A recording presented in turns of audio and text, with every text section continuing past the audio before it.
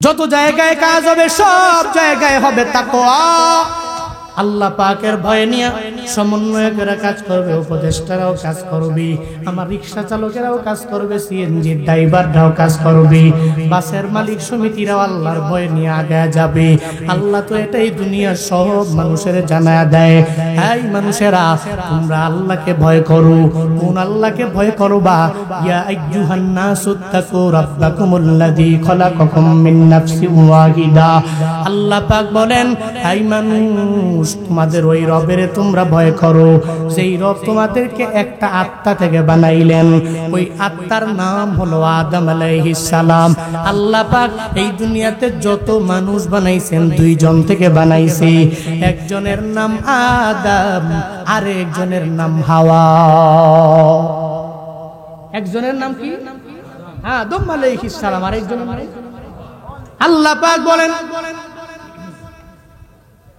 তোমাদের ওই রবকে তোমরা ভয় করো, যেই রব তোমাদেরকে একটা আত্মা থেকে বানাইলেন, ওই আত্মার নাম হলো আদম।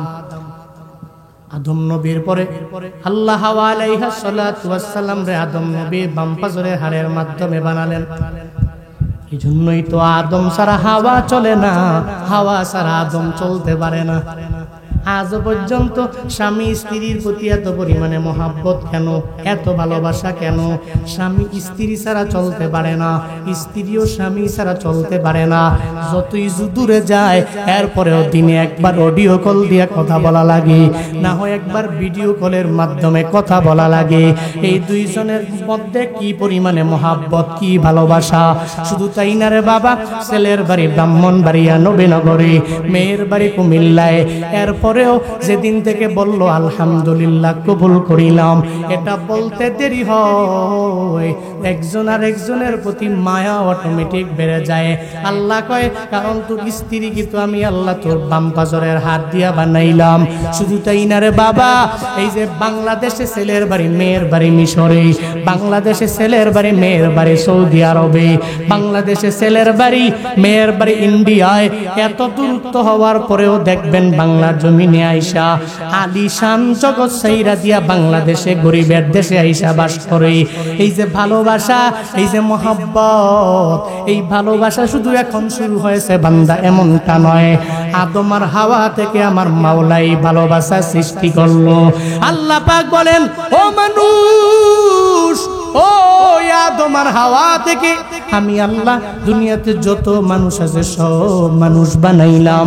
ওয়াবাসসা মিনহুমা রিজালান কাসীরান ওয়া নিসাআ।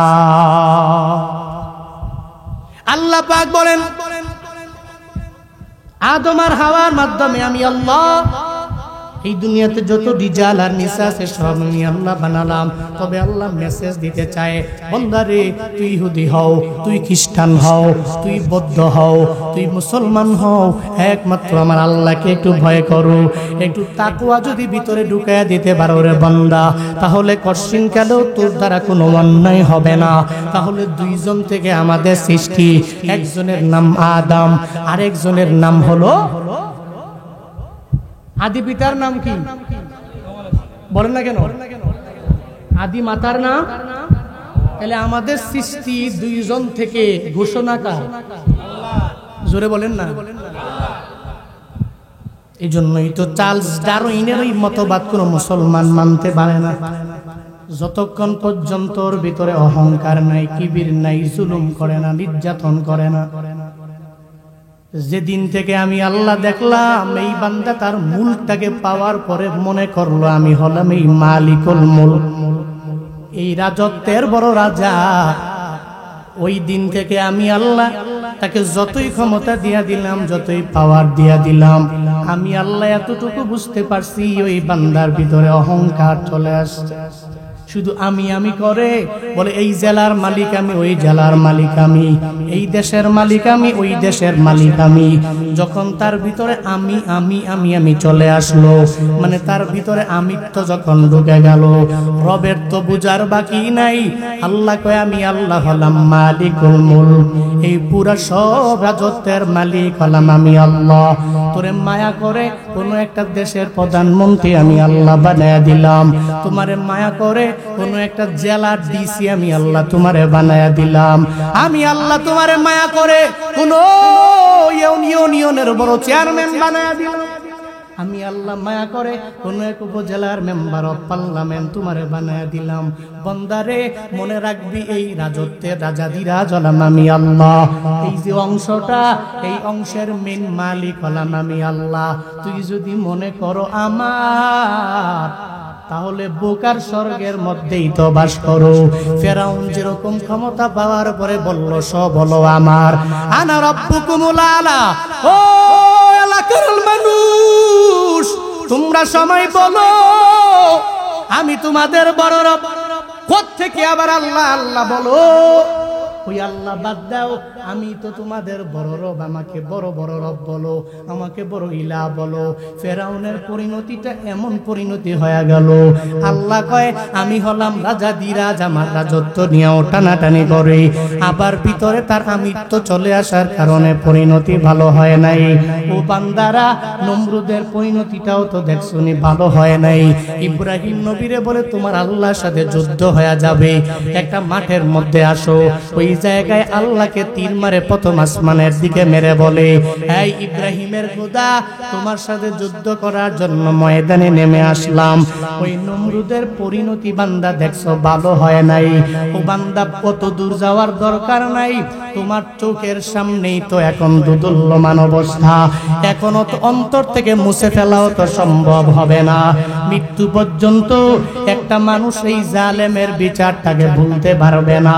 এই যে কয়েকদিন আগে আমি তো বাংলাদেশের প্রধানমন্ত্রীর হালাত কি হয়ে গেল, দেশের প্রত্যেকটা সেক্টরে এত পরিমাণ জুলুম করলো, নির্যাতন করলো, নিজে মনে করলো আমি বাংলাদেশের পুরো ভূখণ্ডের মালিক, নিজে মনে করলো আমার এলাকায় আমার লোকের অভাব নাই, আমার গোপালগঞ্জের সব লোকেরা চাকরি পাবে, এরাই ক্ষমতায় থাকবে। নিজের দেশটারে সুন্দর করার জন্য পাগল ভাড়া হয়ে গেল। দুর্নীতি করতে করতে করতে করতে যখন শেষ সীমানায় পৌঁছে গেল, আল্লাহ কয় এই ভূখণ্ডের মালিক হলাম আমি আল্লাহ। আমি আল্লাহ ধরি ধরি ধরি না, ধরলে কিন্তু সারি না, ঠিক কিনা? আমি আল্লাহর ধরা হলো এমন বড় ধরারে মানুষ, কেমন বড় ধরা জানো? এমন বড় ধরা আমি আল্লাহ দেই রে বান্দা। তুমি ওই সময়ে তোমার বাহিনীদেরকে ডাকবা, আমাকে বাঁচানোর জন্য যত চেষ্টা করা লাগবে তোমরা করো, এরপরে তোমার বাহিনীগুলো বাঁচাইতে পারবে না। শেখ হাসিনা যেদিন বাংলাদেশ থেকে পার হয়ে ইন্ডিয়া চলে যাবে, ওই দিন যাওয়ার পথেও সকাল 10টা-11টার সময় পদত্যাগ নামা দিতে রাজি না। 3 বাহিনীর প্রধানকে ডাকলো, ও বাহিনীর প্রধানেরা আমার সামনে আসো, 10,000 ছাত্র যদি মারা লাগে মাইরা ফেলো, এরপরেও আমার ক্ষমতার মধ্যে থাকা লাগবে, এরপরও আমি নেতা হওয়া লাগবে, এরপরও মানুষের উপর জুলুম করা লাগবে, এরপরেও মানুষের উপর নির্যাতন করা লাগবে। আল্লাহ কয় তোর এমন ভাবে আমি আল্লাহ পেঁচায়া ধরবো, তোমার পার্সোনাল সেক্রেটারি পর্যন্ত তোমার উপকারে আসবে না। যেই বাহিনীদেরকে এই 15-16 বছর লাগায় তুমি লালন পালন করলা, এই বাহিনীরাও তোমার জুলুমের প্রতি এত পরিমাণে ঘৃণা সৃষ্টি হয়ে যাবে, তোমার জুলুমকে এরা দেখতে পাবে না। ওই 3 বাহিনীর প্রধানদের বলার পরেও তুমি খুঁজে পাবা না। শেষ মুহূর্তে কাদের মধ্যে ব্যাগ ঝুলাইয়া দাদা বাবুদের দেশের মধ্যে যাওয়া লাগবে। আল্লাহ কয় আমি রবের ক্ষমতা হলো এমন, আমি আল্লাহর ধরা এমন ধরা, আমি আল্লাহর মায়ের হলো দুনিয়ার বাইর। ওটা দুনিয়ার জালেমেরা কশিন কালেও বুঝতে পারে না, ঠিক কিনা? আল্লাহ ধরা হলো বড় ধরা। আল্লাহ যদি ধরে তো ছাড়ে না, ওই ফেরাউনকে ছাড়ে নাই। ফেরাউনের মতো তো বড় নেতা বাংলাদেশে এখনো পর্যন্ত হয় নাই। হইছে? এই হইছে না? এত বড় ক্ষমতা যার, ফেরাউনের পরিণতি ভালো হয় নাই, নমরুদের পরিণতি ভালো হলো না। আল্লাহ কয় বান্দারে, এই রাজত্বের রাজা ধীরাজ হলাম আমি আল্লাহ, এই মুলকের মালিক হলাম আমি আল্লাহ। তুমি যদি বারবার বাড়াবাড়ি করো, তোমার পরিণতিগুলো ভালো হবে না। আমি আল্লাহর পরিণতি এমন পর্যায়ে নিয়ে যাব, তুমি চেষ্টা করলো আর ওই জায়গা থেকে বের হতে পারবা না। এই যে এখন যে কথা বলি, মনে রাখবেন, কথা বলি কোনো মনের ভিতরে কোনো ভয় নাই। আগে যখন বয়ান করতে যেতাম, যাওয়ার পরে কমিটি জানায়া দিল, হুজুর বয়ান করবেন তবে কোরআন থেকে বয়ান করবেন, ঠিক আছে। আমার নেতার বিরুদ্ধে যায় এমন কথা বলা যাবে না, আমার নেত্রীর বিরুদ্ধে যায় এমন কথা বলা যাবে না। বক্তারেও জিম্মি বানায়া নিল, ওই স্টেজে ওঠার আগে জানায়া দিল, হুজুর সব বলবেন তবে নেতার বিরুদ্ধে বলা যাবে না, আমার দলের বিরুদ্ধে বলা যাবে না। মাহফিল কমিটিরাও যখন গেল অনুমতির জন্য পারমিশন দেয় না, ঠিক কি ঠিক না? চিন্তা কত! হায় হায়, বক্তার চিন্তা, শ্রোতার চিন্তা, কমিটির চিন্তা। আরে কার নাম না জানি উপরে না দিলে আবার মাহফিল বন্ধ হয়ে যায়। এই চিন্তা ভিতরে ছিল কি ছিল? স্বাধীন দেশ এখন হয়ে গেল, এখন স্বাধীন দেশের মানুষ হয়েছ। ও ব্রাহ্মণবাড়িয়া নবীনগরের মুসলমান, স্বাধীন দেশের ভিতরে এখন ভক্তাও স্বাধীন, শ্রোতাও স্বাধীন, কমিটিরাও স্বাধীন, ঠিক কিনা? বক্তাও কথা বলবে, কোনো চিন্তা নাই। স্বাধীন দেশে কোরআন থেকে কথা বলবে, হাদিস থেকে কথা বলবে। এখন নেতার বিরুদ্ধে গেলে এটা কিচ্ছু করার থাকবে না। স্বাধীন দেশের মধ্যে কথা বলবে, মানুষগুলো তার বাক স্বাধীনতা ফিরে পাবে। ও শ্রোতারা, আর চিন্তা করার কোনো কারণ নাই। আগে তো তাকবীর দিলেও মাঝে মাঝে ভয় হইতো। আগে তো আল্লামা মামুনুল হকের কথা যদি বক্তা বলে, শ্রোতা যদি ওই মামুনুল হকের কথা শোনার পরে ঠিক বলে, লিল্লাহে তাকবীর স্লোগান দেয়, তখন দেখবেন স্লোগান দেওয়ার পরে এক একটা ঘটনা ঘটেছে, ওই শ্রোতাকে পর্যন্ত ওই জায়গা থেকে শেষরাইয়া নেওয়া হয়েছে। এখন শ্রোতারও কোনো টেনশন নাই, কোনো চিন্তা নাই। এখন শ্রোতা চাইলে যে কোনো জায়গায় তাকবীর দিতে পারে, শ্রোতা চাইলেই এখন সুন্দর করে কথাও বলতে পারে। কমিটিরও কোনো চিন্তা নাই, কমিটিরাও চাইলে বিভিন্ন এলাকায় মাহফিল দিতে পারবে। এখন আর ওই ভয় অন্তরের মধ্যে জাগবে না। সভাপতির নাম না দিলে মাহফিল হবে না। আমার এলাকার এমপির নামটা পোস্টারের ভিতরে কেন দিল না? একটা বড় ইসলামী মহাসম্মেলনটারে সব ভণ্ডুল করে দিল, বলে এটা হওয়া যাবে না। আমার এমপির নাম কেন উপরে দিলা না, কেন নিচে দিলা? এ কারণে তোমার এলাকায় মাহফিল হবে না। আর কোনো চিন্তা নাই। যারা এই কথা বলতো এরা তো একটাও বাংলার জমিনে নাই। দেখো না, ক্ষমতা হয়ে কি লাভ, এত পাওয়ার হয়ে কি লাভ? এতদিন পর্যন্তই ক্ষমতা দেখাইয়া দেখাইয়া মানুষের উপর জুলুম করে। আল্লাহ কয় এমন ভাবে ধরছি, চুরি কইরাও যাইতে পারি না, পাসপোর্টটা দিয়াও নিজের রিয়েল পাসপোর্ট দিয়া যেতে পারে না, ভিসা থাকার পরেও দেশ থেকে বের হতে পারে না। দেশের সর্বোচ্চ লেভেলের কোটিপতি সালমান এফ রহমান দরবেশ বাবা যাওয়ার সময় আবার নৌকা দিয়া নিজের রূপটাকে পরিবর্তন করে দাড়ি কামায়া যায়। আল্লাহ কয় তুই এরপরেও সার পাবি না। আমি আল্লাহ ধরা তো এমন ধরা, এখন ধরছি আর সার পাবি না। দেখেন নাই? দরবেশ বাবারা দেখেন না? দেশের সর্বোচ্চ লেভেলের কোটিপতি, ধনী, মোস্ট রিচেস্ট ম্যান বাংলাদেশে। পরিণতি কেমন হয়েছে? পরিণতি দেখেন নাই? ডিবি অফিসে যে ব্যক্তি এসি ছাড়া ঘুমায় না, বড় বড় দামি ল্যান্ড ক্রুজার ছাড়া চলে। আল্লাহ কয় এমন ভাবে ধরছি, অন্যের টাকা মাইরা আরামে ঘুমাও, আরামে খাও। একবার, দুইবার, তিনবার, চারবার, 10 বার, 1 বছর, 5 বছর, 10 বছর, 15 বছর, আমি আল্লাহ আছি তো? আল্লাহ কি নাই? যেই ফেরাউনকে আল্লাহ ধ্বংস করেছে ওই আল্লাহ কি এখন নাই? যেই নমরুদকে আল্লাহ ধ্বংস করেছে ওই নমরুদ কি নাই? আছে? নমরুদ নাই, কে আছে? নমরুদ নাই। যেই নমরুদকে সৃষ্টি করেছে আল্লাহ, ওই আল্লাহ আছে। আবু জাহালকে সৃষ্টি করেছেন যে আল্লাহ, তাকে ধ্বংস করেছে আল্লাহ, ওই আল্লাহ কি এখন নাই?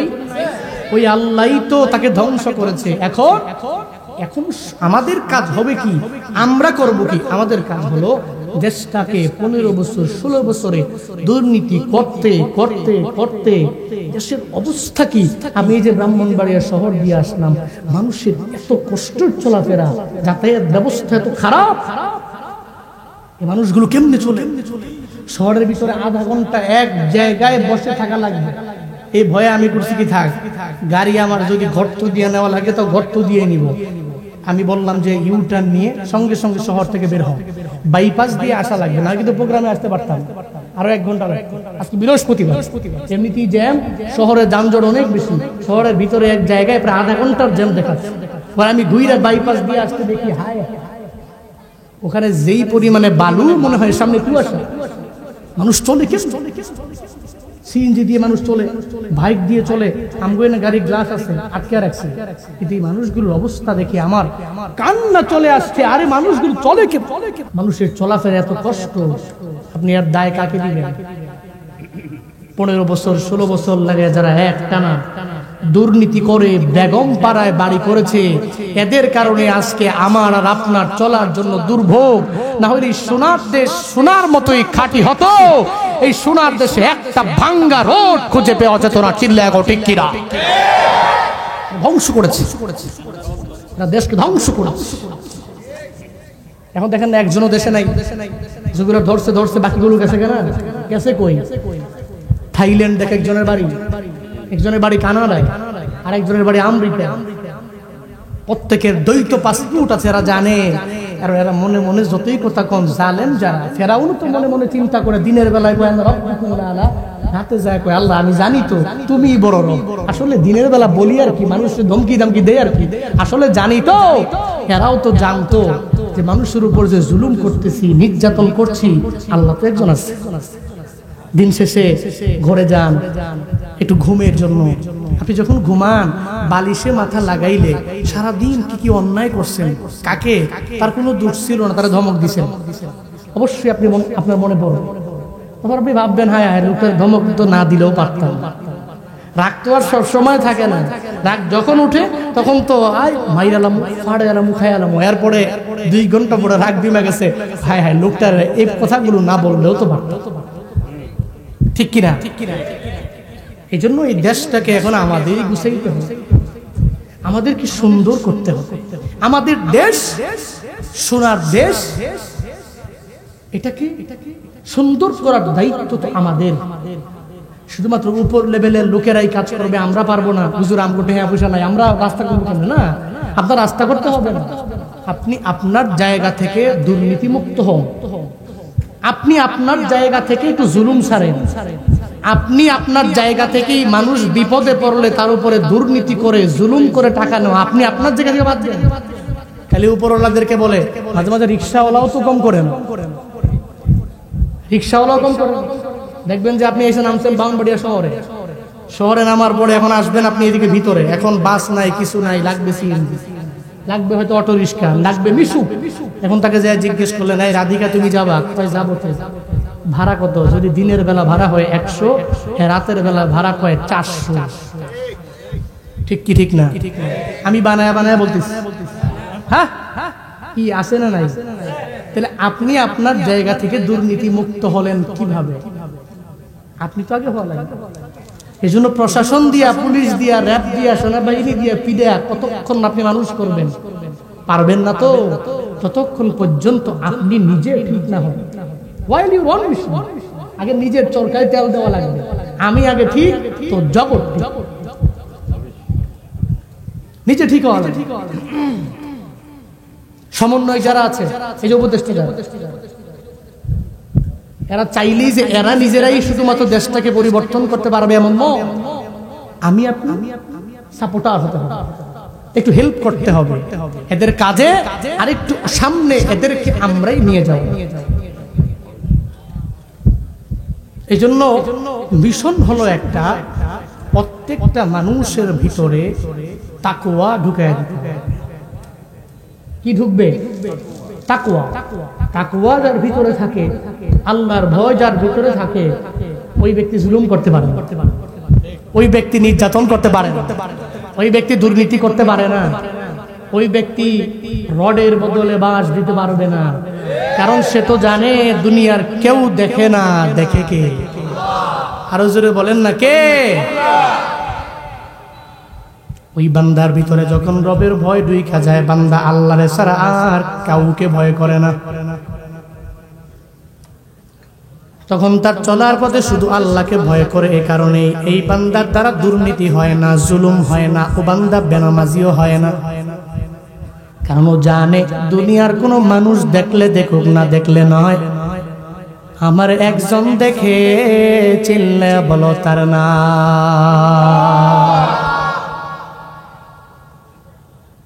আল্লাহ পাক আমারে দেখে, দুনিয়ার কেউ দেখলে দেখুক, না দেখলে নাই। এই ভয়টা, এই মিশনটা যদি চালু করে দেওয়া যায়, প্রত্যেকের অন্তরের ভিতরে যদি ঢুকায় দেওয়া যায়, তাহলে আমার দেশটাকে সোনায় গড়া যাবে, একটা সুন্দর দেশ আমরা গঠন করতে পারবো। আমি আমার জায়গা থেকে আল্লাহকে ভয় করব, মানুষের উপর জুলুম করব না। বিপদে পড়লেই ওই মানুষের উপর নির্যাতন করে তার পকেট থেকে টাকা বের করব না। আমি নিজে ভালো হব তো অটোমেটিক জগৎ ভালো হয়ে যাবে। আমগো উপদেষ্টা যারা, আমি ওনাদেরকেও আবদার জানাই, সাবধান উপদেষ্টা ভাইয়েরা, আল্লাহ আপনাদেরকে এত মহাব্বত করেন বলেই, ভালোবাসেন বলেই, আপনারা সমন্বয়ক হওয়ার কারণে 15-16 বছরের এক জালেম বাদশাকে বিদায় করতে পারলেন। একার দ্বারা সম্ভব হয় নাই, সব মানুষেরা মিলিয়া আপনাকে সাপোর্ট দেওয়ার কারণে আপনি পারলেন। সব ছাত্ররা মিলিয়া আপামর জনতা সাপোর্ট দেওয়ার কারণে পেরেছেন।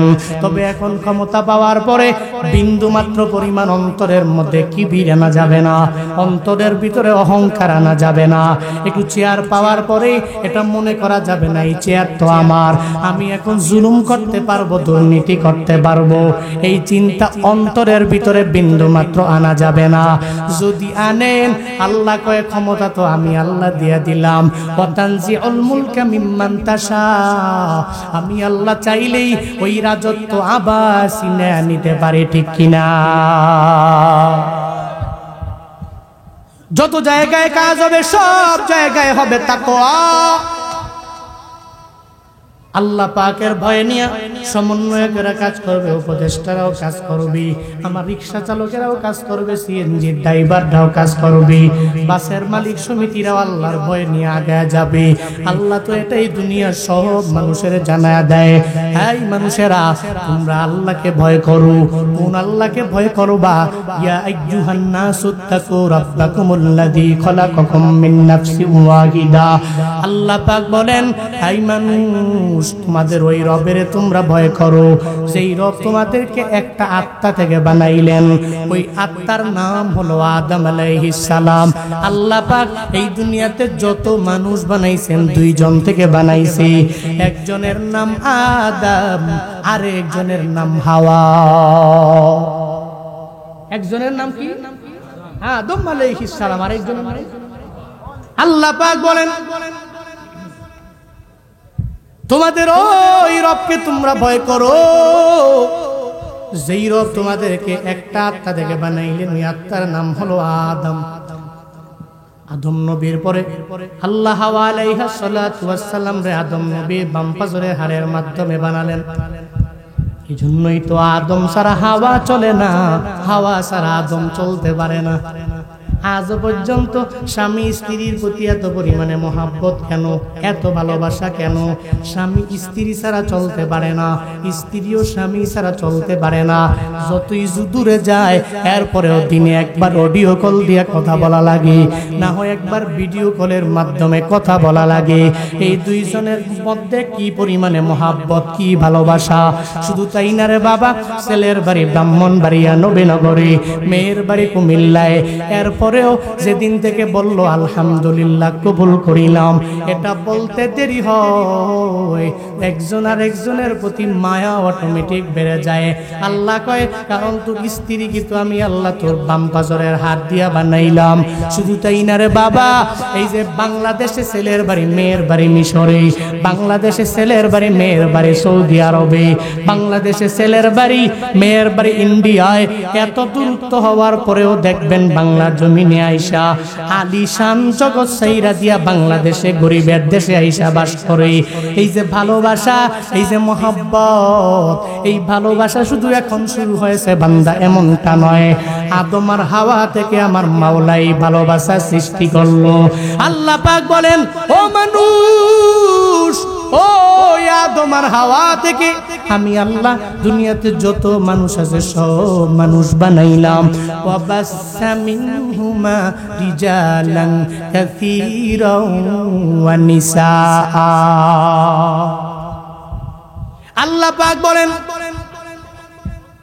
আদম আর হাওয়ার মাধ্যমে আমি আল্লাহ এই দুনিয়াতে যত রিজাল আর নিসা আছে সব আমি আল্লাহ বানালাম। তবে আল্লাহ মেসেজ দিতে চায়, বান্দারে তুই ইহুদি হও, তুই খ্রিস্টান হও, তুই বৌদ্ধ হও, তুই মুসলমান হও, একমাত্র আমার আল্লাহকে একটু ভয় করো। একটু তাকওয়া যদি ভিতরে ঢুকায়া দিতে পারো রে বান্দা, তাহলে কঠিন কালেও তোর দ্বারা কোনো অন্যায় হবে না। তাহলে দুইজন থেকে আমাদের সৃষ্টি, একজনের নাম আদম, আরেকজনের নাম হলো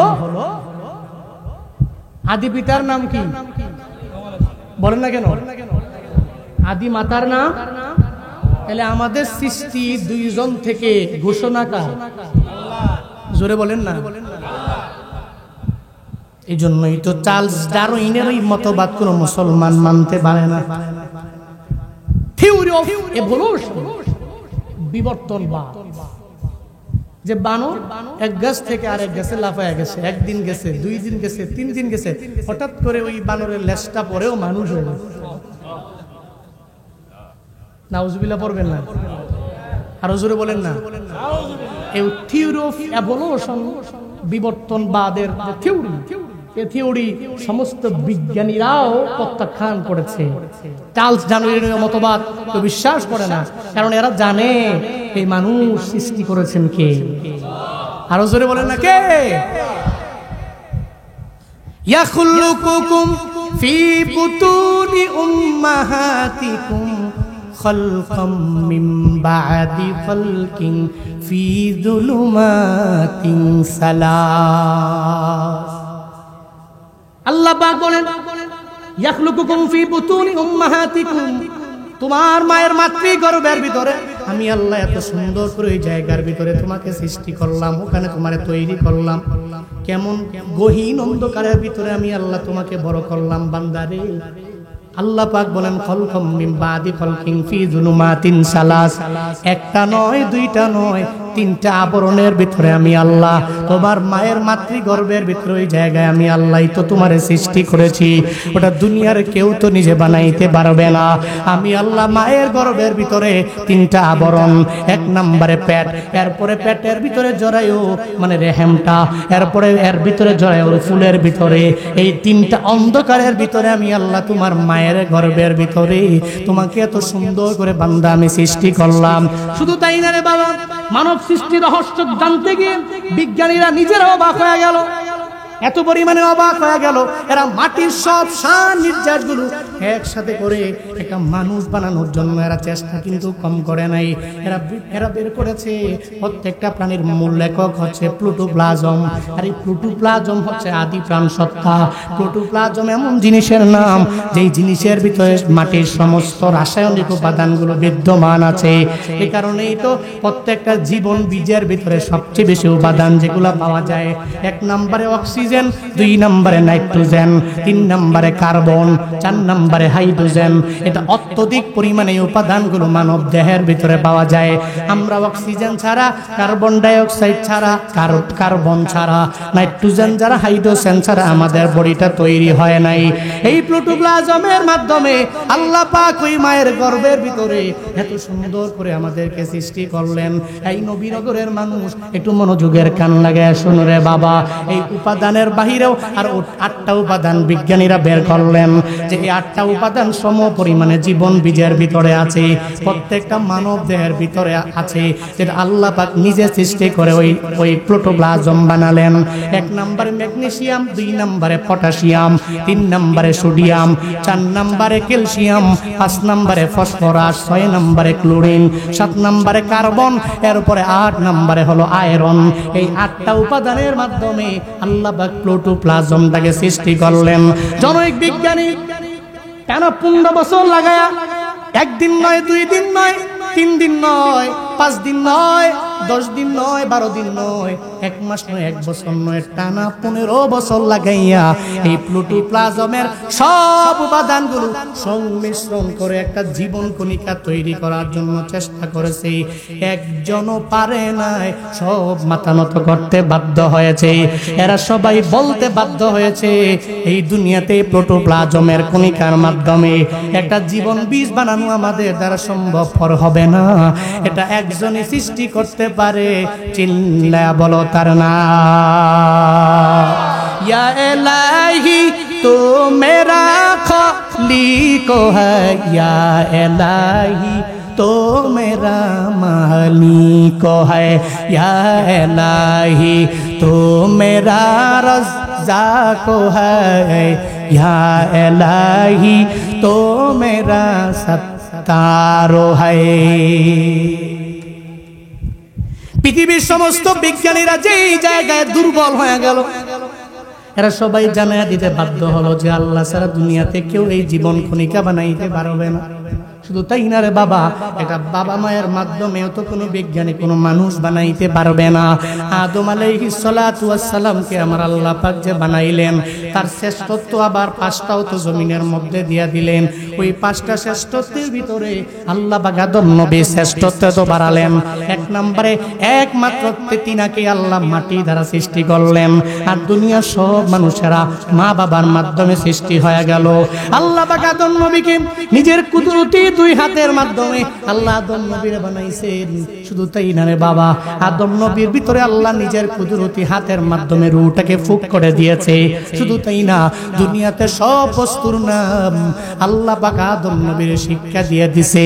শুধু তাই না, আল্লাহ আদম নবীর ব্যাপারে সব ফেরেশতাদেরকে বলছে, উসজুদু লি আদম ফাসাজাদু ইল্লা ইবলিস আবা ওয়াস্তাকবারা ওয়া কানা মিনাল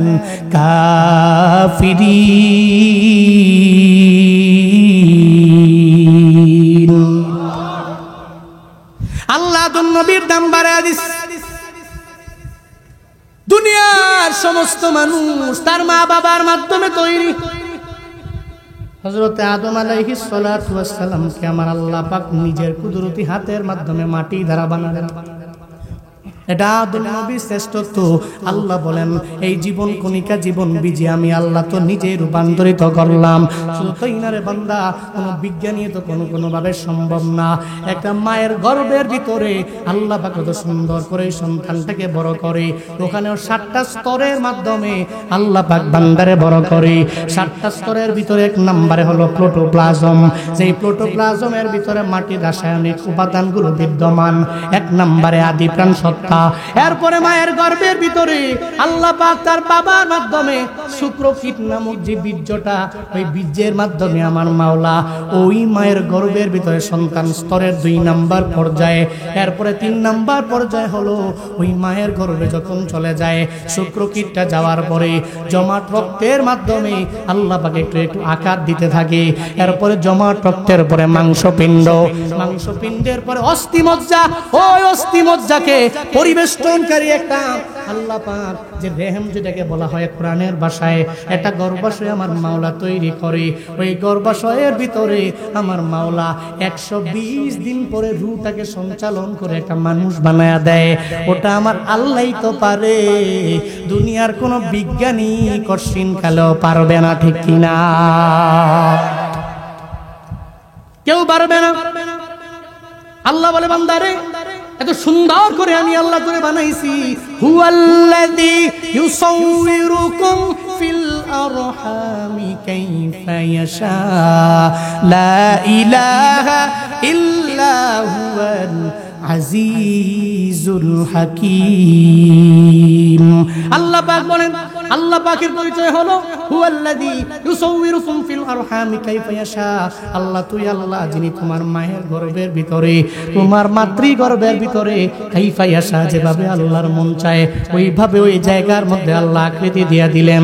আল্লাহ কয় বান্দারে আমি আল্লাহ আকৃতি দিয়ে দিলাম, আমি আল্লাহই তো তোরে বানাইলাম, এখন তুই এত পরিমাণে নাফরমান হয়ে যাও। আমি আল্লাহ তোর ওই আদম আর হাওয়া থেকে এই দুনিয়াতে বানানোর পরে তুই দুনিয়াতে আসলা, এরপরে তুই আল্লাহকে ভয় করো না, এরপরে তুই নামাজ পড়ো না, এরপরে তুই ইবাদত করো না, এরপরেও তুই বারবার আল্লাহকে ভুইলা যাও। ও ব্রাহ্মণবাড়িয়ার মানুষ, আজকে থেকে যদি ওয়াদা করে তুমি আগে যেতে পারো রে বাবা, আল্লাহ আমারে বানাইছে ওই মায়ের গর্ভের ভিতরে, আল্লাহ একটু একটু করে আমাকে বড় বানাইলো, এরপরে দুনিয়াতে আসার সময় আল্লাহ হেল্প করার মাধ্যমে আমি আসলাম, আল্লাহ চেয়েছেন বিদায় আমি আসলাম, এরপরে দুনিয়াতে আসার পরে মায়ের বুকে স্তনের দুধের ব্যবস্থা আল্লাহ আমার জন্য করলেন। আল্লাহ এমন কিছু নাই যে আমারে দেয় নাই, এমন কোন নিয়ামত নাই যে আল্লাহ আমাকে দিল না। ও বান্দারা, আজকে যদি এই চিন্তা নিয়ে তুমি আগে যেতে পারো, আর রবের তাকওয়া এবং ভয় নিয়ে যদি আগে যেতে পারো, তো কঠিন কালেও তো তোমার দ্বারা দুর্নীতি হবে না, তুমি মানুষের উপর জুলুম নির্যাতন করতে পারবা না। আজকের এই মাহফিল থেকে তালিম নিয়ে যাও, দুনিয়ায় যতদিন বাঁচবা আল্লাহকে ভয় করার মতো ভয় করা লাগবে। কঠিন কালেও কোনো অন্যায় করব না, কোনো অপরাধ আমার দ্বারা সংগঠিত হবে না। এতদিন নেতা যদি যা বলে, নেতা হুমকির ভয়ে, নেতার ধমকের ভয়ে আমি অন্যায় করলাম, আজকে থেকে আমার নেতাও নয়, আমার আর অন্যায় করা লাগবে না, কোনো অপরাধের মধ্যে আমার নিযুক্ত বানানো লাগবে না। এই যুবকেরা, এতদিন পর্যন্ত নেতা যা বলল তা মানলা, নেতার কাছ থেকে কিছু উপঢৌকন পাওয়ার জন্য একটা গরিবের শেষ বিঘা জমির উপরেও হাত দিলা, একটা গরিবের পিঠের মধ্যে থাপ্পড় লাগাইয়া দিলা। আজকে থেকে নিয়ত করো, এই সোনার বাংলা আমি সোনা দিয়া করব। আমি চাই, আমি জানি তোমরা চাইলে বড় সম্ভব। ও যুবকেরা, তোমরা চাইলে সম্ভব। আমার দেশটাকে সোনা রূপা দিয়ে সুন্দর করে ধুইয়া একবারে একটা সুন্দর সোনার দেশ তোমরা বানাইতে পারবা। আমি জানি এটা আমি চাইলে সম্ভব, তোমরা চাইলে সম্ভব, আপনারা চাইলে সম্ভব। আমার এই দেশটাকে রবের তাকওয়া নিয়ে আগাইয়া, নিজের মুত্তাকি হইয়া, আল্লাহর ভয় নিয়ে নিয়ে দেশটাকে গর্ব। এই পণ নিয়ে যারা বাড়িতে যেতে চাও, একটু দুইটা হাত তুলে আমার আল্লাহকে দেখাও। আল্লাহ গো,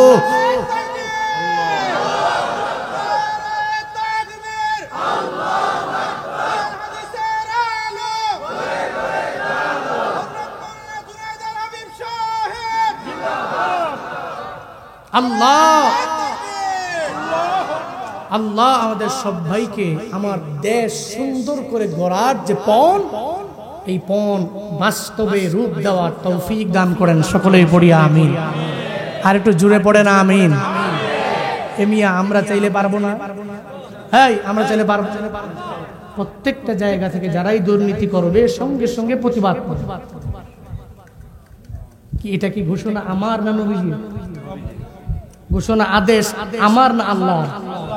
কুনতুম খায়রা উম্মাহ উখরিজাত লিন-নাস তা'মুরুনা বিল মা'রুফ ওয়া তানহাউনা আনিল মুনকার ওয়া তু'মিনুনা বিল্লাহ। এই দায়িত্ব তোমার দিয়েছেন কে? আল্লাহ তো বলেন নাই অন্যান্য প্রাণীরা শ্রেষ্ঠ জাতি, আল্লাহ বলছেন আমরা। কুনতুম খায়রা উম্মাহ, তোমরা শ্রেষ্ঠ জাতি।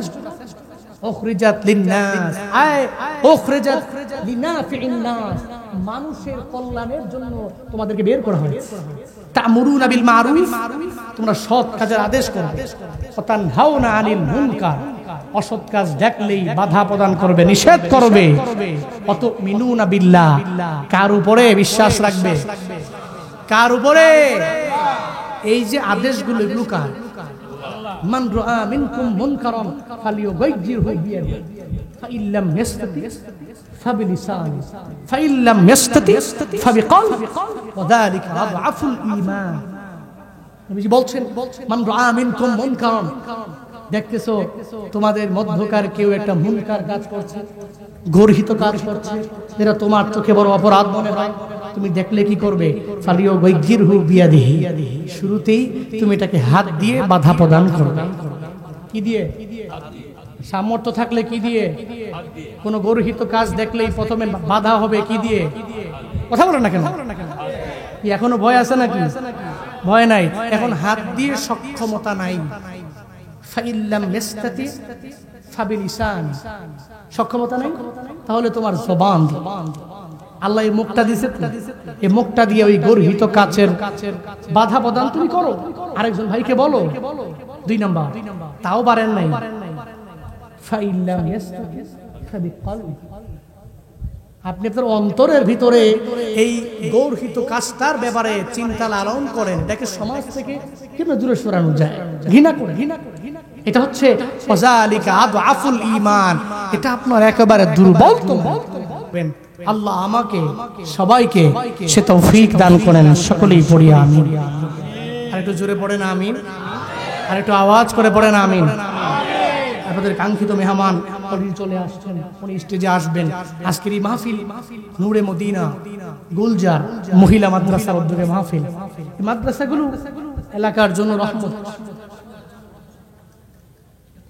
আমার কষ্ট হচ্ছে। এই এলাকাগুলো মাদ্রাসাগুলো এলাকার জন্য রহমত, করুণা, দয়া। এই জন্য গাইব একটু। এই জন্য এই মাদ্রাসার জন্য আমি চাইব, আমি জানি এখানে মাদ্রাসার অনেক প্রেমিক আছেন যারা মাদ্রাসার জন্য চাইলে কশিনকালেও মুখ ফিরিয়ে নেন। আপনারা এই মাদ্রাসাগুলোর দিকে তাকালে মাদ্রাসাগুলো বড় হবে, সুন্দর হবে, এখানে ছাত্রীর সংখ্যা বাড়বে। আপনারা দিলেই আমাদের মাদ্রাসাগুলো অনেক অনেক অনেক অনেক ডেভেলপ হবে। এই জন্য আমি জানি আপনারা কেউ আমাকে মাহরুম করবেন না। আমি চাইলে আমাকে ফিরিয়ে দিবেন না মাদ্রাসার জন্য। আমি একটু পরে চাচ্ছি, এরপরে এরা গজলের জন্য যেহেতু বলছে, আমি ছোট্ট একটা সঙ্গীত বলি, আপনারা শুনবেন তো নাকি? আমার এই মাদ্রাসার যিনি মুহতামিম, উনি আমাকে বলছে যে আমি আপনার আজ কেন পৃথিবীটা লাগে এত সুন্দর এই গান প্রতিনিয়ত শুনি, আপনি অন্তত পক্ষে এই গানটা একবার হলেও গাইবেন। তো শুরুতে আমি এই নাশিদটা গাচ্ছি, আপনারাও সঙ্গে সঙ্গে পারলে একটু গাইবেন, ঠিক আছে? ইনশাআল্লাহ। আমি আমার আব্বার জন্য, আমি আমার আম্মার জন্য, আমি আমার পরিবারের জন্য, বালা মুসিবত থেকে যাতে আল্লাহ আমার পরিবারকে হেফাজত রাখেন, আমি এই লক্ষ্যে ওনারা চারতলা বিশিষ্ট একটা ভবন ওনারা ধরবে। এই যে শীতের মৌসুমটা আসলেই ইনশাআল্লাহ ধরবে। কি আছেন নিজের মায়ের জন্য, বাবার জন্য, পরিবারের জন্য, হুজুর আমি 50,000 টাকা দিব, এখানে শরীক হব। কে আছেন? 1 নম্বরে একজন ব্যক্তি যে তার মাকে ভালোবাসে, বাবাকে ভালোবাসে, উলামায়ে কেরামকে মহব্বত করে মাদ্রাসা উন্নতি হোক, এটা চায়। কে আছেন?